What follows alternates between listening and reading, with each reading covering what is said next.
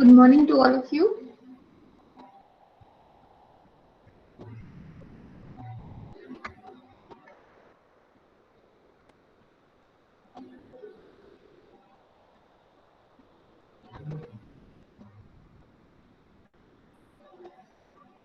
Able to see the screen?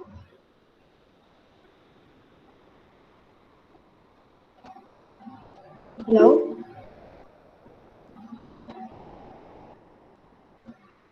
Okay. See, in your previous session, we have discussed your three techniques. Which are those three techniques of sorting in linear time? Name those three techniques.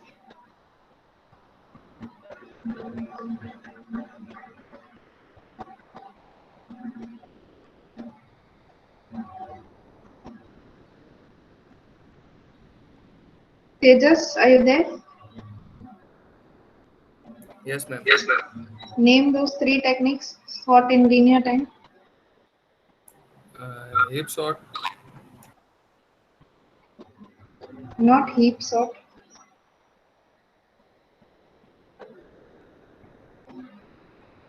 then radix sort, Correct. Go on. bucket sort. Okay. And I'm not sure. which one? Bucket sort. Yeah, that is fine. Radix and bucket. The last one. I don't recall last one. Okay, anyone would like to complete his answer? Unmute and answer. The last Yeah, one ma'am. which? Counting sort. I recall. Correct. Correct. Absolutely right. Good.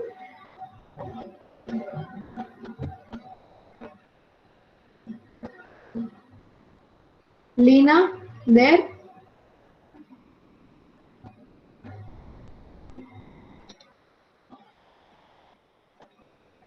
Lena,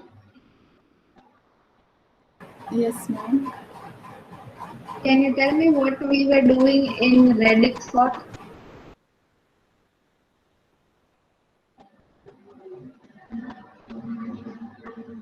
If you are not able to tell me the whole procedure, then also it's fine. Just tell me how we were starting radix sort. If I tell you that you have to do radix sorting, so what will be your first step?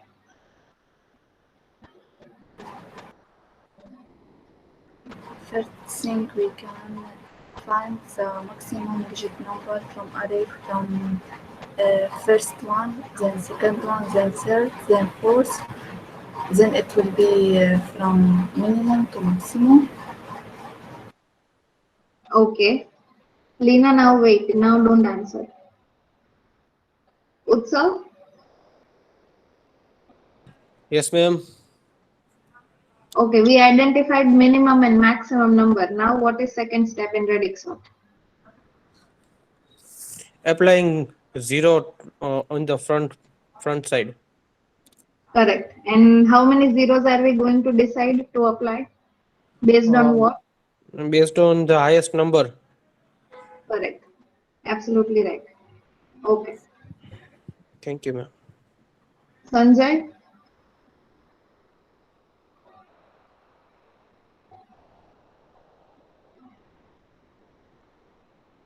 Sanjay, there? If you are writing in the chat, I can't see.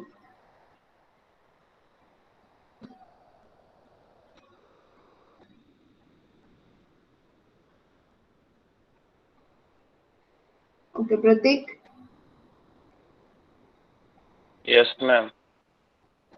We added zero. Now what we have to do?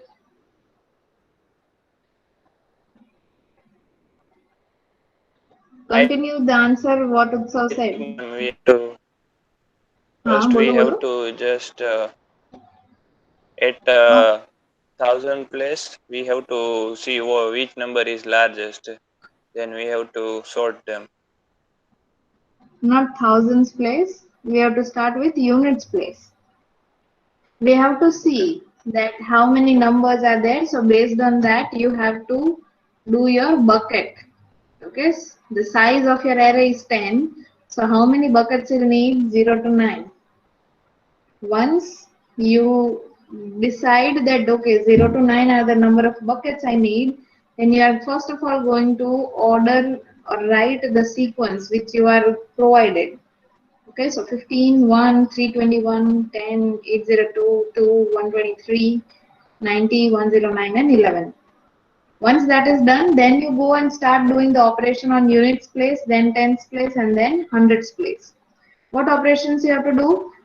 First of all, in the units place or whichever place you are checking, you are going to check at which position in units place, or say at which number is having 0 at its units place. That is what you are going to identify for the bucket number 0.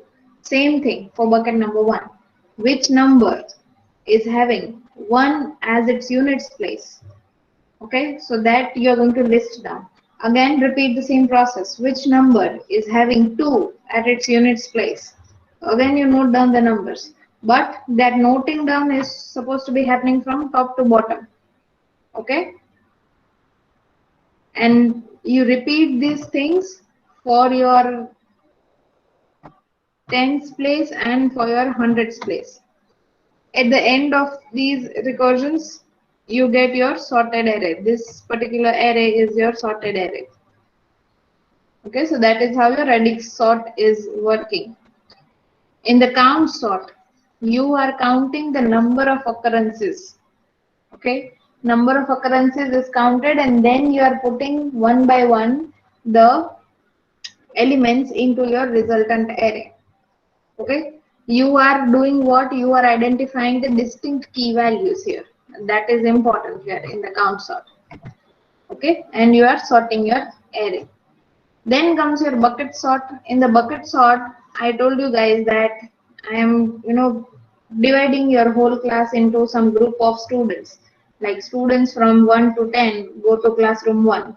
Students from 11 to 20 go to classroom 2. Students from 21 to 30 go to classroom 3. I am not telling you that inside the classroom you have to sit roll number wise. So that means you are going to sit how in any way you are going to think of.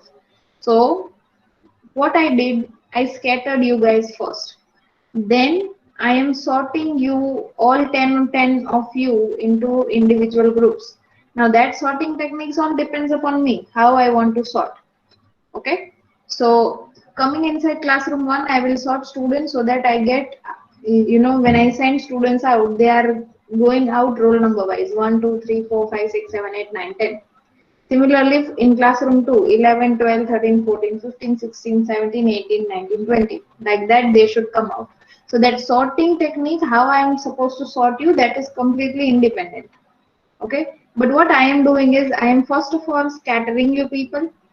Okay. That group of 10 people go to this classroom, group of 10 people go to that classroom. Then I'm coming and sorting inside the classroom, and then one by one, I'm gathering all of them, all of you again. Okay, by sending each students from the classroom roll number wise. So that is what one kind of a sorting, and that is known as your bucket sorting. If we talk about bucket sorting here, you are deciding how many buckets to keep.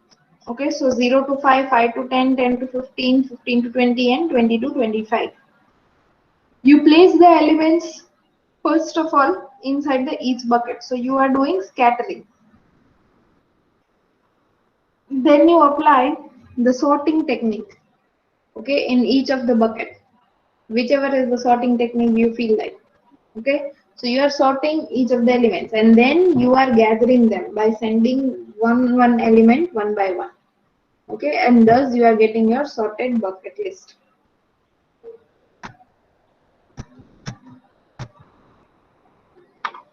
Okay, now coming to this non-comparison based sorting. Now see, all these three, they are non-comparison based sorting. Why non-comparison based sorting? Because we are not comparing any values with anyone. Previously in the selection sort, we were comparing. In the insertion sort, we were comparing. right? Even in your bubble sort, we were comparing. Here, there is no comparison with one value and another. Okay, so radix sort, the best, average, and the worst case time complexity is n of k. What is k here? Maximum number of digit in array. So that means if my digit is a 4-digit number, then I have to go with the iteration 4 times, because units place, tens place, 100 place, thousands place. So it is going to take best case, average case, and worst case of time complexity of order nk. Okay, just a minute.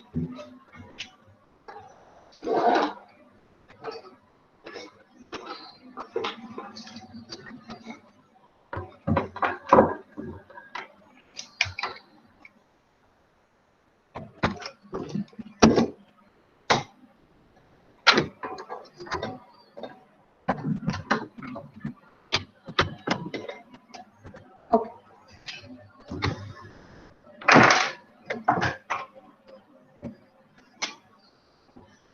Fine.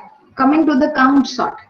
The count sort, best case, average case, and worst case are of order n plus k.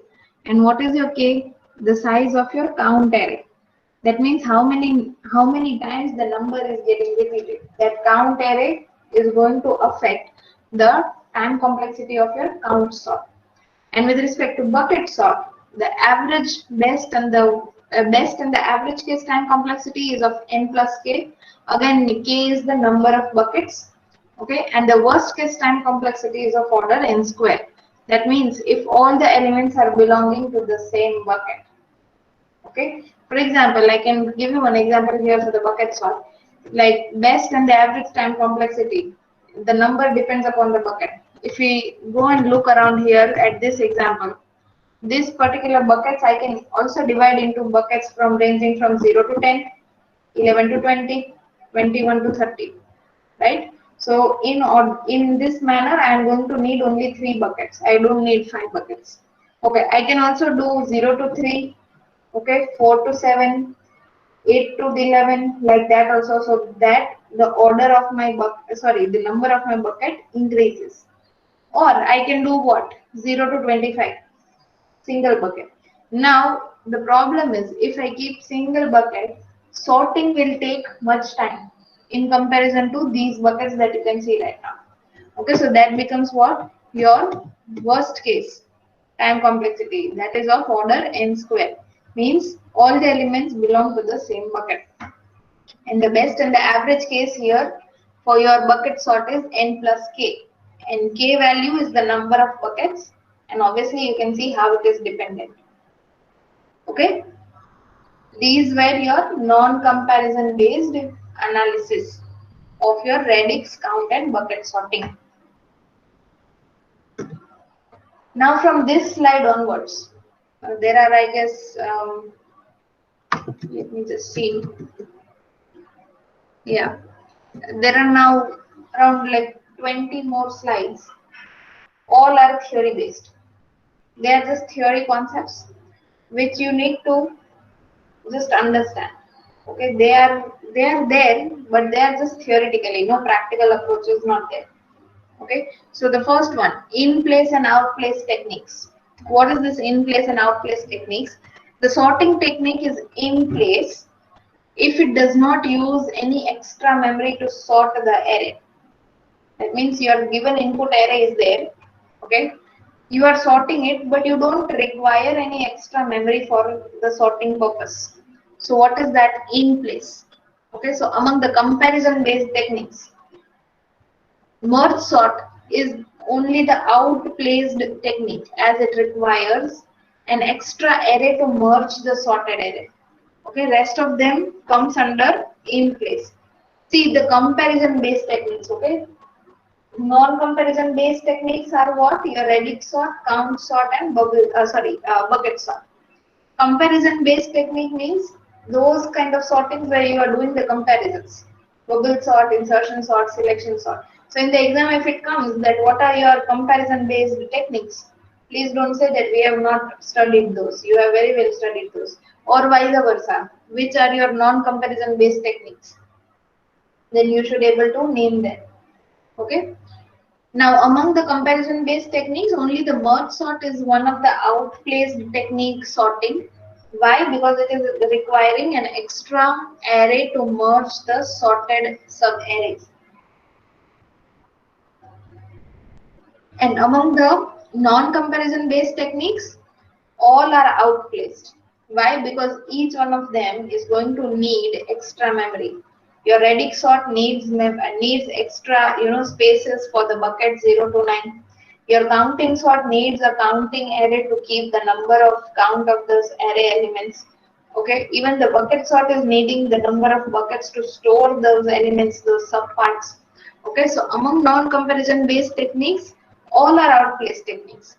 Counting sort uses counting array, bucket sort using hash tables for sorting the array. Okay, so this is the definition of in-place technique and out-place technique. Okay, now comes stable unstable technique. A sorting technique is stable if it does not change the order of elements with same value. For example, out of comparison based techniques, bubble sort, insertion sort and merge sort are stable techniques. Selection sort is an unstable one. Why? Because it changes the order of elements with the same value. So if you consider this array 4, 4, 1, 3. Now if we go with the selection sort, okay, in the first iteration minimum element found is what? 1, and it is swapped with 4 at 0th position. Okay, so it is changing the order of 4. Okay, in the selection sort we are finding the minimum element and then we are swapping it with the element which is at the 0th position. So what it is doing, it is changing the order of 4. Okay, and thus we can say that your selection sort is of unstable technique. Similarly, you can say quick sort and heap sort are also unstable technique because they are changing the order. Okay, out of non-comparison based techniques, counting sort and bucket sort are stable sorting techniques, whereas Reddick sort stability depends on the underlying algorithm used for sorting. That means how you are sorting. Underlying algorithm means you want to sort it ascending way, you want to sort it descending way. Okay, so in the non-comparison based techniques, counting sort and bucket sort are your stable techniques. That means they are not changing the order. Whereas the Reddick sort, okay, the stability depends on the underlying algorithm used for the sorting. Understood? In place and out place technique, stable and unstable technique, yes or no?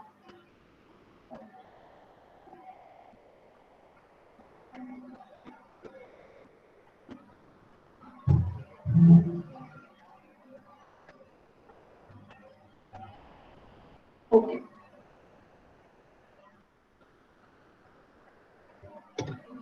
The last topic for your unit number 2, amortized analysis.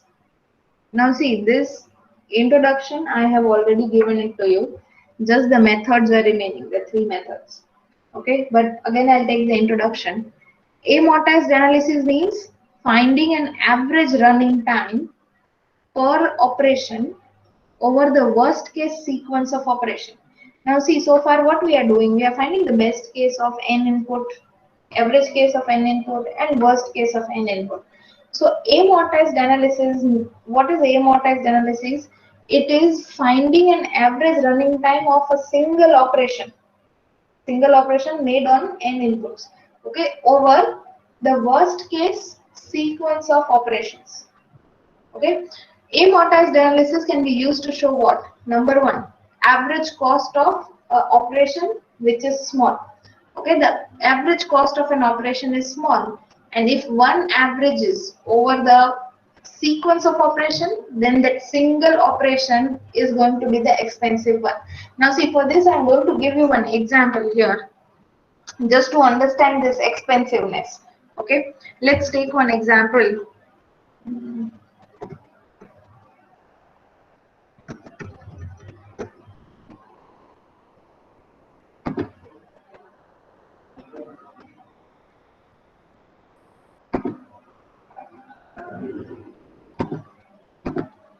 I'll represent my screen again.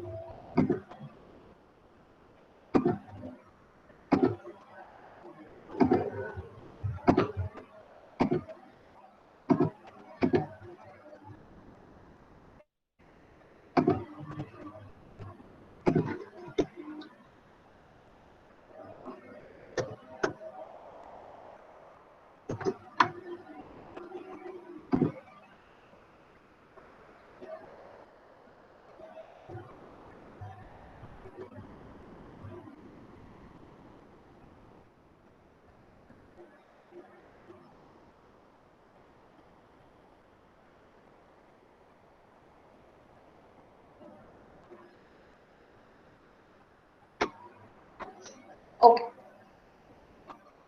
Let's say what we are trying to prove here is that the average running time, okay, for amortized analysis is less than or equal to the worst case time complexity. You can note this down, of expensive operation.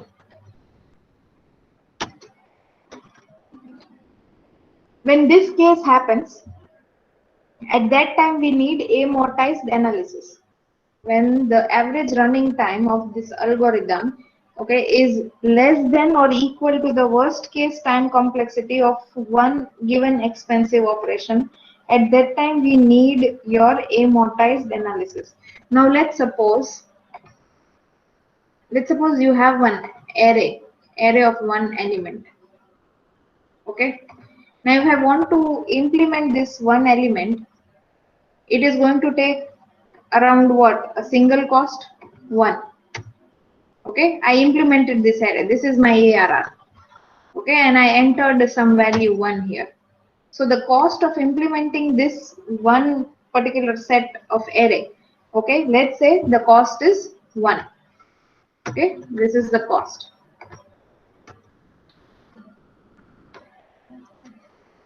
All right. Now let us say that one student is telling me that no madam, we want to double the size.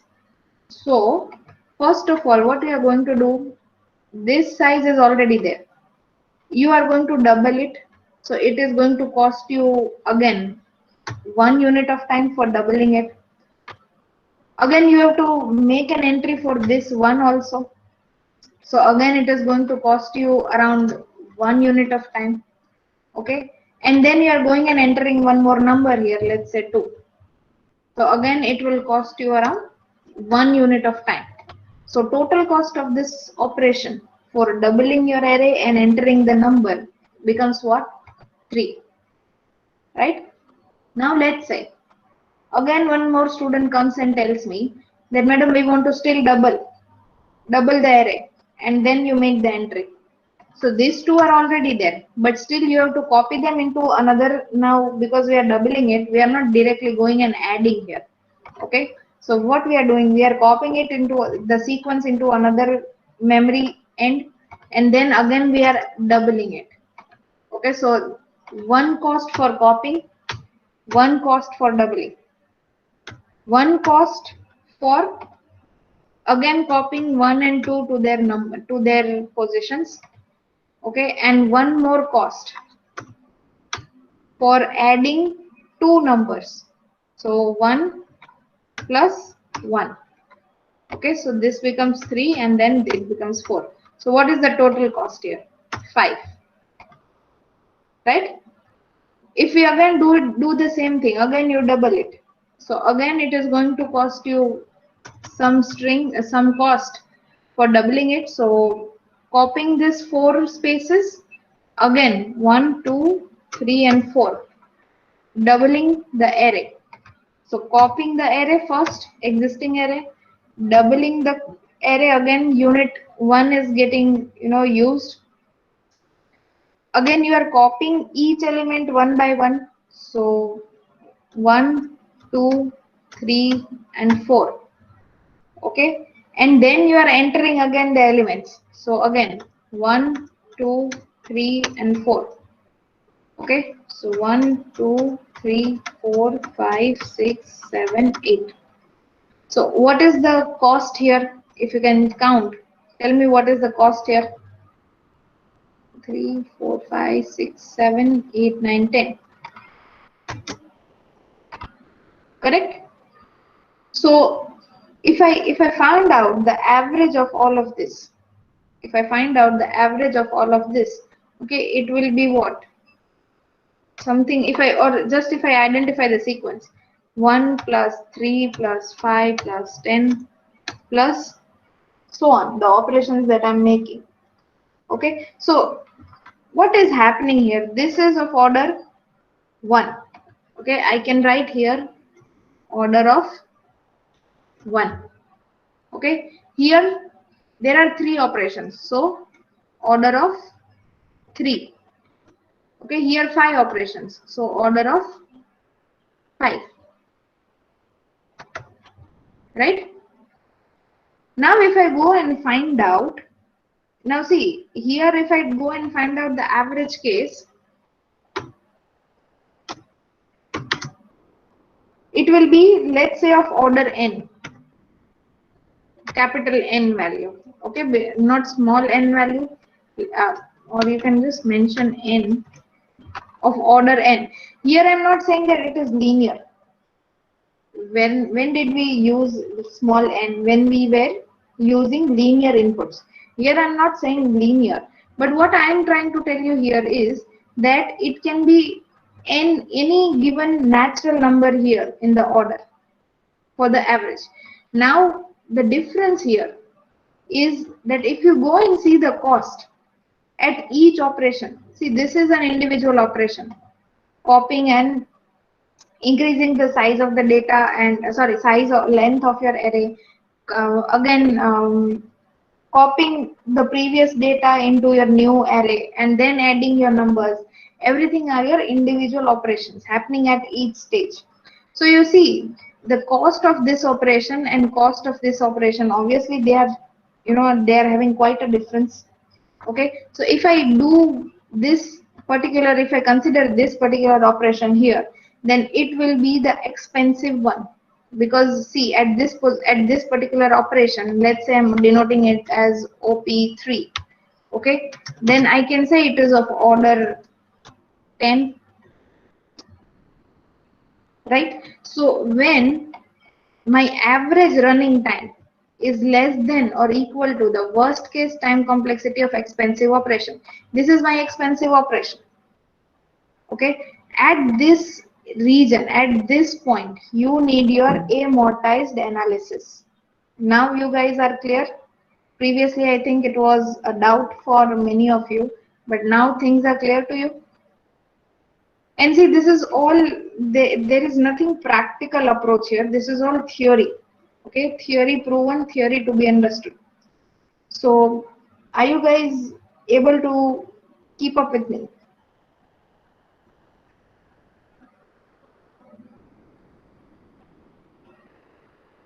Yes or no?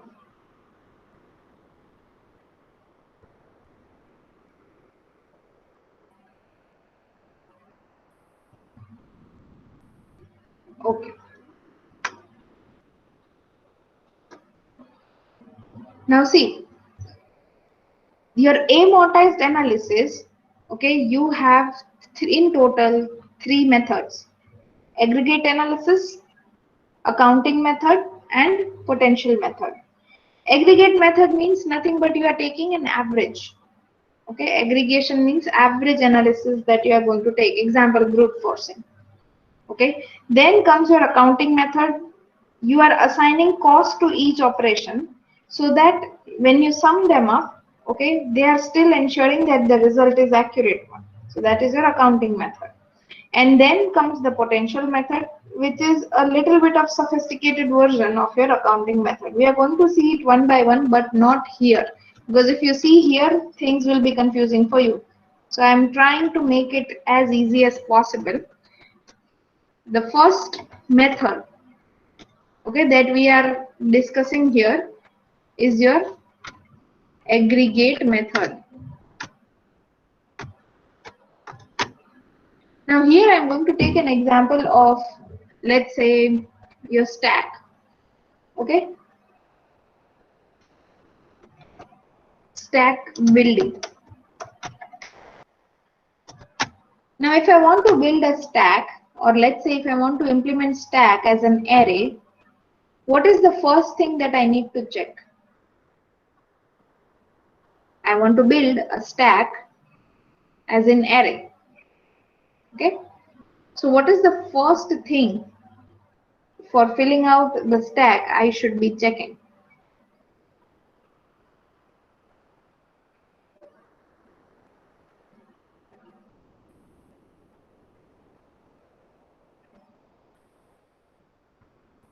Students, you didn't understand the question. I thought there will be quite multiple answers by now.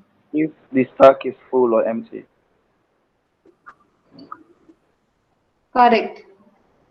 First of all, you are going to implement push operation because you have to fill the stack. Now, before filling the stack, you are going to check if top is equal minus 1. That means stack is empty. Then you are going and doing your push operation. Otherwise, you are writing stack is full. Or else if you can write here,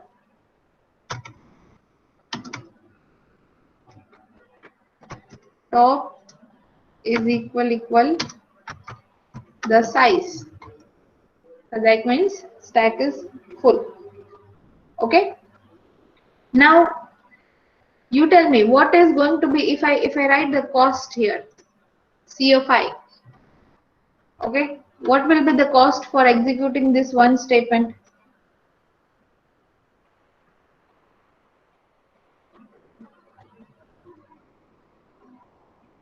Yes, students. Cost of executing this one statement. 1. Correct. 1. Cost of executing push.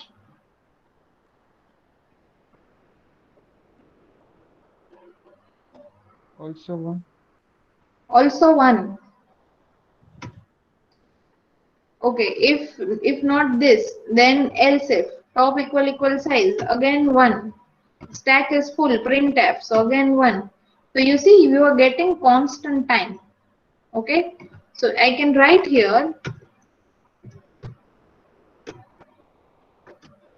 order of 1, constant time.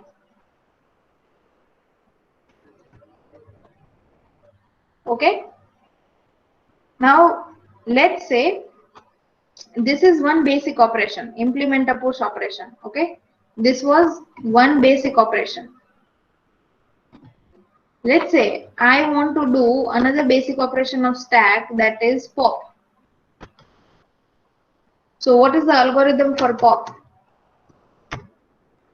What should I need to do if I want to do popping from my stack? What am I supposed to do? Unmute and answer.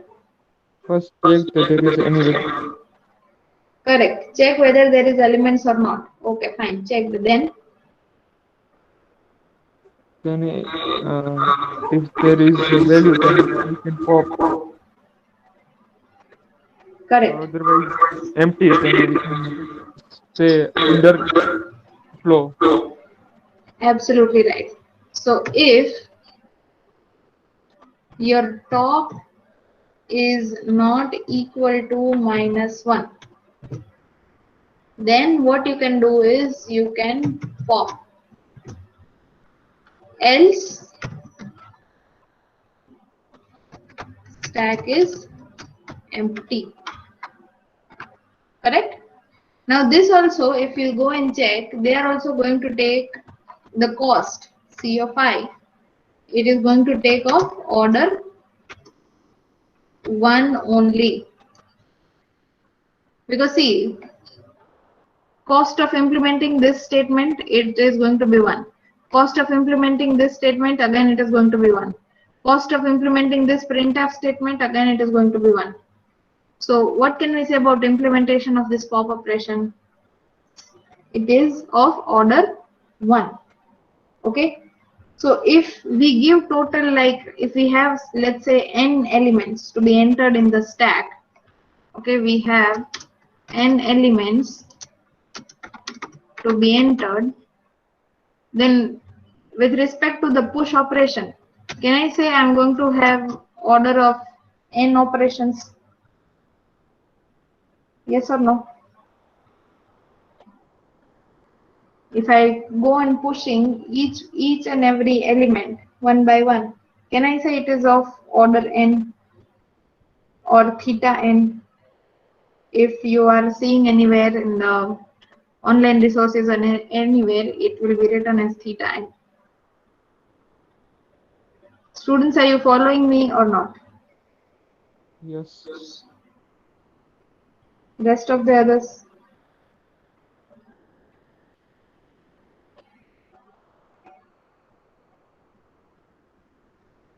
Okay. Now let's say I am filling up a stack here. Okay. 1, 2, 3, 4, 5, and 6. Okay. So 0, 1, 2, 3.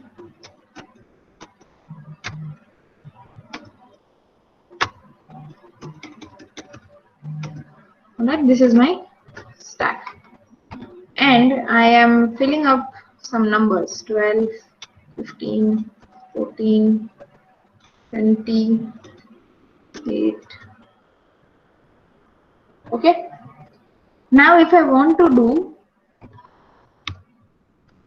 multi-pop,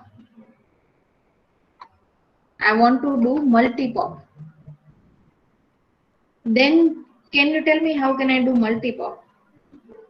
Anyone knows the logic for doing multi-pop? You can tell me even the algorithm or the logic that you know.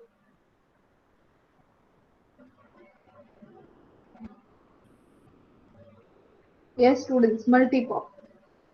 Anyone knows? Yes or no? Just tell me. By decreasing rare point.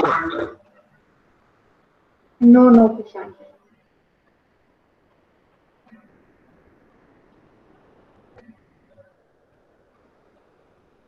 Okay, tell me in pop operation what we are doing.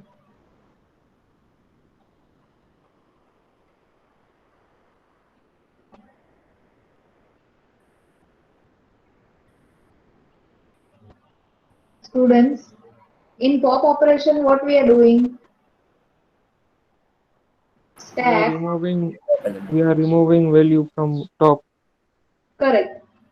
Now if I say multi-pop, that means how many values we are removing? More than one? Exactly. Multi-pop means we are popping off more than one element, and yes, it is possible. The algorithm for that, okay, you have to provide how many elements you want to, pop at a time. Okay, elements to be popped at a given time. Let's say we are denoting it by k. Okay, and 2 elements I want to pop up at a time. Okay, so in the algorithm, what you have to provide for multi-pop? You have to provide your stack and your k value. Okay, inside that you are going to run a loop that till my top, or say till a condition stack empty is not true.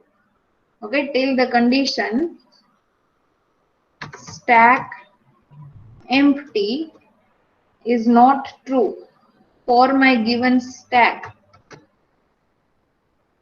Okay, and my k value is not becoming equal to 0, or say it is not provided as 0, then I need to pop from my stack. Okay, and k value I have to decrement to k minus 1 then.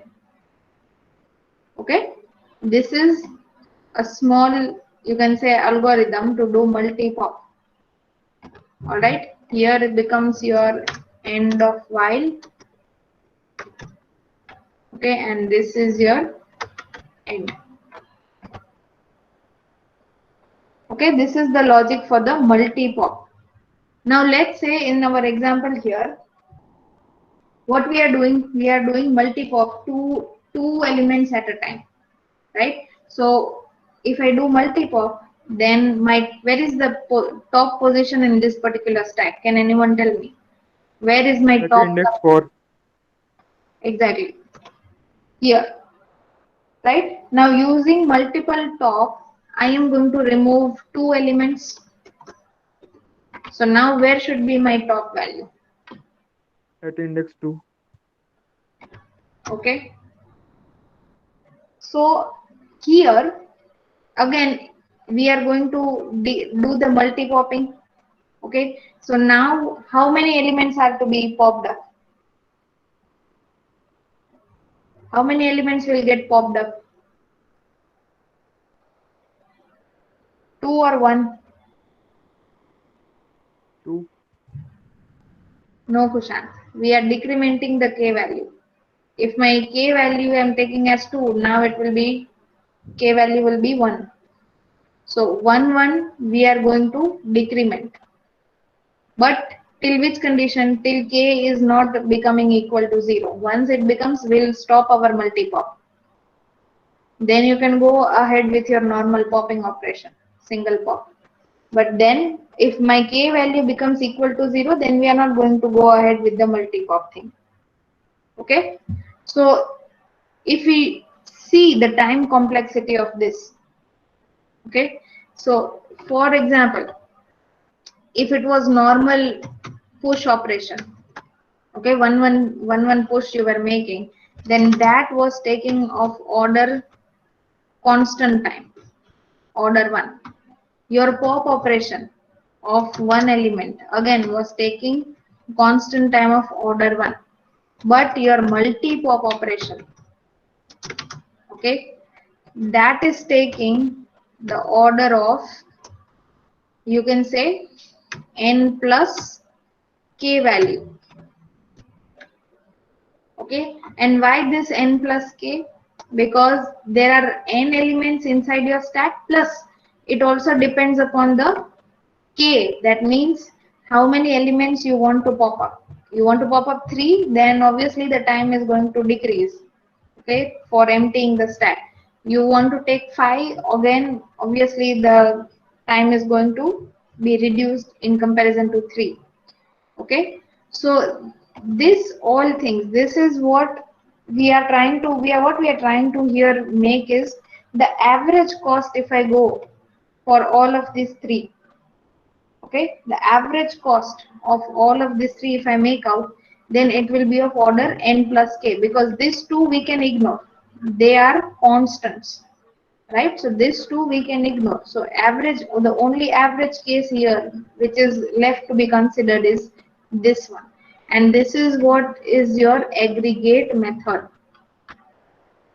Okay, we were discussing your aggregate method.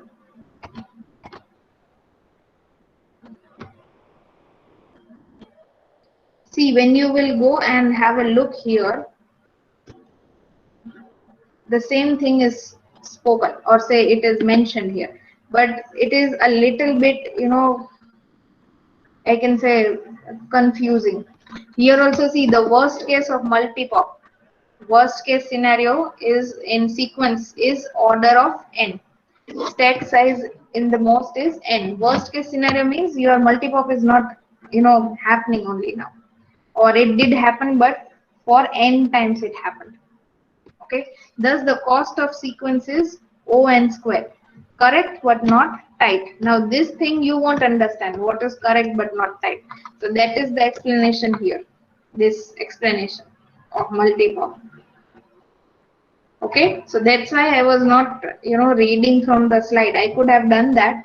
Okay, and simply I could have told you that, see, this is the stack. We are doing one push operation, we are doing one pop operation, and then we are multi-popping them.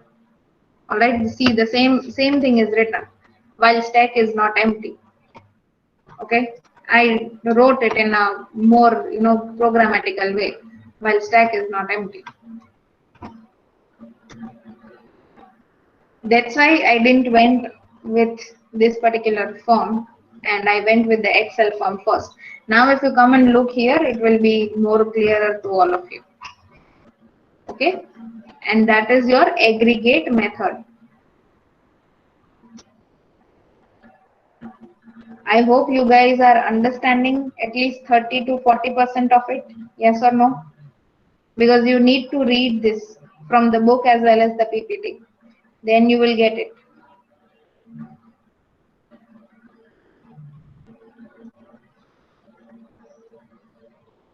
Okay. Fine.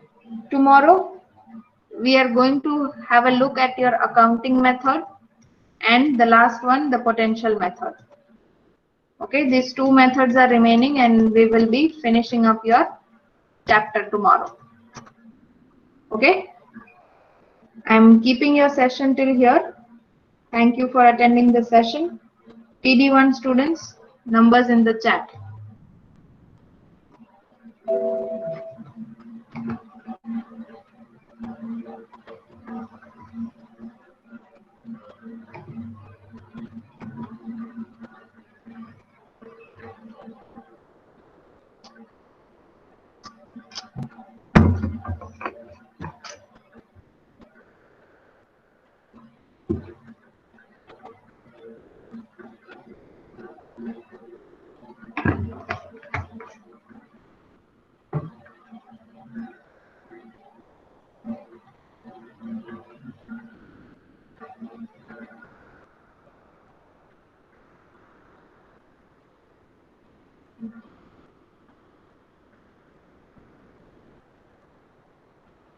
Okay.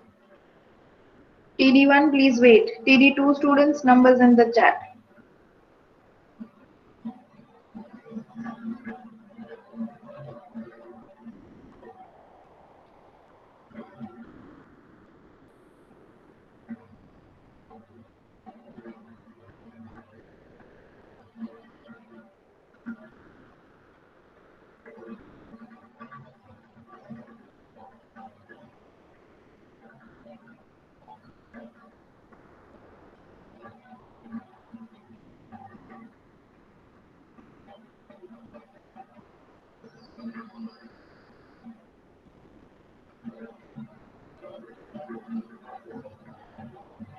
Okay, anyone remaining? You can write your number in the chat. Mom, can we leave? Yes, yes.